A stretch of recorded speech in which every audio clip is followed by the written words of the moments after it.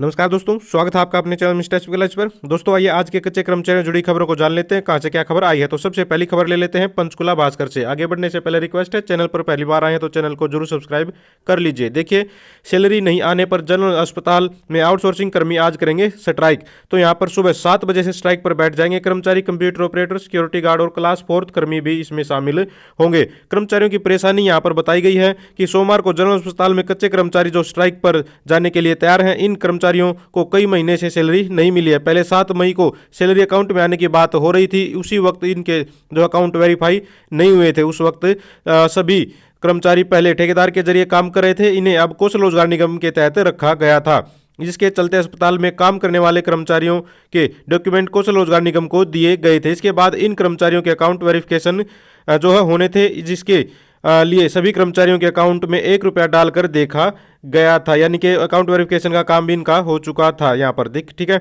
इसके बाद देखिए इनमें कई कर्मचारियों के अकाउंट वेरीफाई नहीं हो पाए थे, जिस कारण से अब इनकी सैलरी आने में देरी हो रही है। कुछ दिन पहले इन सभी कर्मचारियों ने स्ट्राइक भी की थी, जिसके बाद उन्हें जो है शनिवार तक का वक्त दिया गया था। अब भी दोस्तों सैलरी इनके अकाउंट में नहीं आई है, तो अब सोमवार को कर्मचारी स्ट्राइक का फैसला इन्होंने ले लिया है। तो यहाँ पर पूरे जिले में सीएचसी पीएचसी में दोस्तों लगभग 500 से ज़्यादा कर्मचारी जो हैं तैनात हैं। स्ट्राइक हुई तो इसमें पूरे जिले के जो कंप्यूटर ऑपरेटर हैं, क्लास 4 हैं, और लिफ्ट ऑपरेटर, माली, प्लम्बर, जो इलेक्ट्रीशियन है, सिक्योरिटी गार्ड भी इसमें हिस्सा लेंगे। तो जनरल अस्पताल के अलावा पूरे जिले में सीएचसी पीएचसी के में जो 500 से ज़्यादा कर्मचारी तैनात हैं जो स्ट्राइक करेंगे। इनकी जो है स्ट्राइक से अस्पताल के जो हेल्थ सेंटरों पर मरीजों को परेशान होना पड़ सकता है। यूनियन ने साफ कर दिया है कि हड़ताल के बारे में पहले ही अधिकारियों को बता दिया है। इसके चलते कोई दिक्कत आई तो उसकी जिम्मेदार हरियाणा सरकार, अस्पताल प्रशासन, हरियाणा कौशल रोजगार निगम ही होगा। तो कर्मचारी यहाँ पर मजबूर हैं हड़ताल करने के लिए, इनकी परेशानी का समाधान नहीं हो पा रहा है। अगली खबर ले लेते हैं यहाँ पर कुरुक्षेत्र भास्कर से। लंबित मांगों के समर्थन में all Haryana roadways worker union ने की है गहन चर्चा।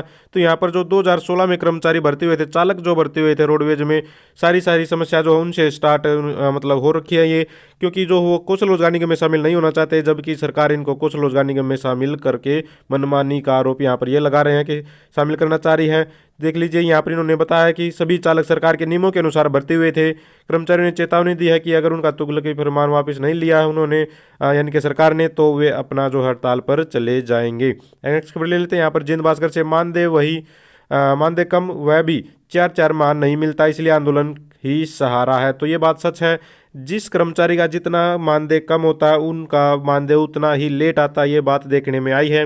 जैसे मिड डे मील वर्कर है, पहले तो इनका 3500 रुपये था, हालांकि अब 7000 रुपये की घोषणा की गई है, 7000 रुपये कर दिया जाएगा। इसी तरह से पंप ऑपरेटर है, उनकी सैलरी भी बहुत कम होती है, लेकिन एक डेढ़ साल तक उनकी सैलरी नहीं आती है।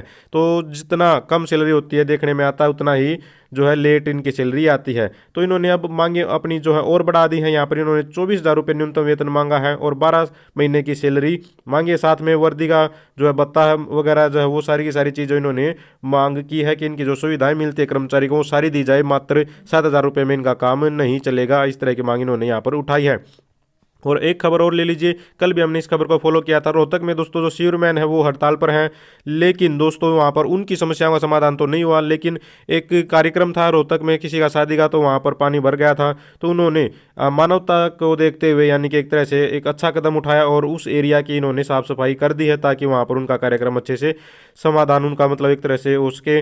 लेकिन दोस्तों कर्मचारियों ने तो अपनी मानवता दिखा दी, लेकिन अधिकारी और सरकार कब मानवता दिखाएगी कि इनकी मांगों को मानेगी और जो है इनकी सैलरी को यानी कि रिलीज करेगी। ठीक है, इसके बाद एक और खबर ले लेते हैं यहाँ पर भिवानी भास्कर से। कंप्यूटर प्रोफेशनल संघ ने सेवा नियम लागू करने की मांग का जो है यहाँ पर ज्ञापन सौंपा है। तो कंप्यूटर प्रोफेशनल संघ भी लगातार कौशल रोजगार निगम का जो है विरोध करते रहे हैं। यहाँ पर इन्होंने अपनी मांगे यहाँ बताई हुई हैं, देख लीजिए। आईटी प्रोफेशनल हरियाणा कौशल रोजगार निगम की बजाय इलेक्ट्रीशियन जो है इलेक्ट्रॉनिक्स एंड सूचना प्रौद्योगिकी विभाग हरियाणा सरकार द्वारा जारी आईटी पॉलिसी का लाभ दिए जाने के लिए इन्होंने मांग उठाई है, और यहाँ पर केंद्रीकरण करते हुए बजट का प्रावधान करने की भी मांग उठाई है। तो जो कंप्यूटर प्रोफेशनल संघ है वो लगातार ही कौशल रोजगार निगम का विरोध कर रहा है। अगली खबर लेते हैं फतेहाबाद से। यहाँ पर देख लीजिए, ये है कौशल विकास रोजगार निगम नहीं विनाश रोजगार निगम है। तो भारती जी ने यहाँ पर ये बात बोली है। तो फतेहाबाद में यहाँ पर जो मीटिंग है कर्मचारियों की हुई है और उन्होंने कौशल रोजगार निगम का बड़े स्तर पर विरोध जताया है। इन्होंने मांग की है कि कर्मचारियों को सीधा पक्का करने की बजाय जो है एक तरह से उनको शोषण की तरफ धकेल रही है सरकार। यहाँ पर बताया गया है कि आउटसोर्सिंग पॉलिसी में लगे कर्मचारियों की छटनी न की जाए और सेवा सुरक्षा की गारंटी दी जाए। कोरोना काल में 18 महीने के रोके गए महंगाई भत्ते का भुगतान किया जाए। इस तरह की मांगों को लेकर इन्होंने यहाँ पर इकट्ठा हुए हैं। अगली खबर ले लेते हैं यहाँ पर गोहाना सोनीपत से। मंत्री के घर को घेरेंगे ग्रामीण सफाई कर्मचारी, न मिलने का समय देने न ही मांगे मानने के लिए पंचायत मंत्री के टोहाना आवास का 20 और 21 अगस्त को 2 दिन घेराव किया जाएगा। ग्रामीण सफाई कर्मचारी से पहले 13 जून से 17 जून तक ब्लॉक स्तर पर धरना देंगे। तो ग्रामीण सफाई कर्मचारी भी परेशान हैं। आज की लास्ट खबर ले लेते हैं। नौकरी बहाली को लेकर कोरोना योद्धाओं का प्रदर्शन। तो कोरोना योद्धाओं को हालांकि आश्वासन मिल चुका है, उनकी फाइल चली हुई है आगे, पूरी संभावना है बहाल हो जाएंगे, दोबारा से इनकी नौकरी मिल जाएगी। लेकिन इन्होंने जो निर्णय किया था कि जब तक कि ज्वाइनिंग लेटर जारी नहीं हो जाते, बहाल नहीं हो जाते, तब तक धरना लगातार जारी रखेंगे। तो ये थी सारी की सारी आज के कच्चे कर्मचारी जुड़ी खबरें। अगर आप भी चाहते हैं हरियाणा में एजुकेशन से रिलेटेड कच्चे कर्मचारी जुड़ी खबरें समय पर पाना तो चैनल को जरूर सब्सक्राइब करें, वीडियो को लाइक करें, दोस्तों के साथ शेयर करें। Thank you very much.